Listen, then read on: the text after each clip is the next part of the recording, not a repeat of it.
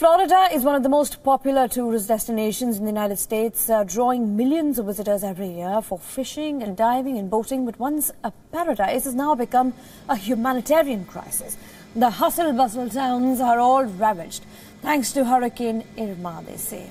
The damage caused by the monster hurricane is beyond imagination. Whatever Irma meant, it left trails of devastation. Residents of Florida Keys have started to return to find destroyed homes and debris all around. The death toll has climbed to 43 in the Caribbean, with at least 13 killed in Florida, Georgia and South Carolina. Initial assessments found that 25% of homes in Keys demolished and 65% suffered major damage.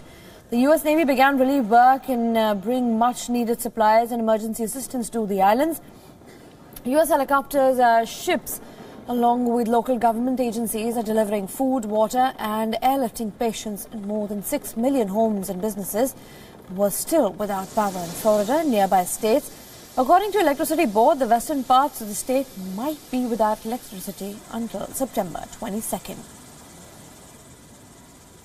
I just moved here a month ago. Really? Last week everything was perfect. Now we just have some picking up to do and start over again. Gotta remain strong. I'm alive. Expected, maybe some fence lines to be down. I expected some debris because we knew the direction that with the winds were blowing, they were going to carry debris onto our property. It's happened before.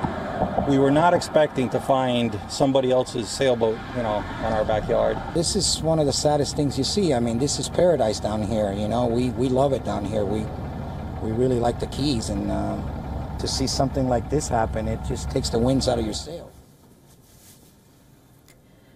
Meanwhile, the Indian mission in Venezuela too began evacuations of the Indians from Saint Martin in the Caribbean island of Curacao, which has been devastated by Hurricane Irma. And the special chartered planes were organized by the government of India to begin evacuation processes.